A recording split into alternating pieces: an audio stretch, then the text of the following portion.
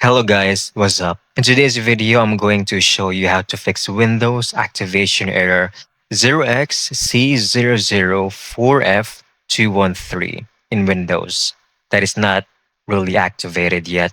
So let's get started. First, go to your Windows Start menu, click on that, and we need to search for activation settings.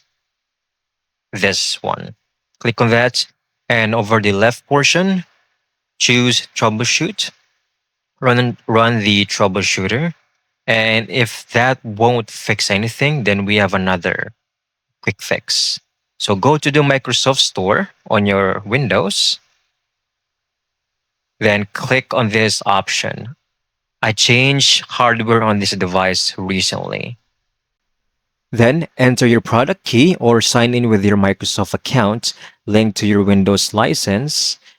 Once you're verified, your Windows should activate successfully. And you're now verified and good to go. I hope you found this video very helpful.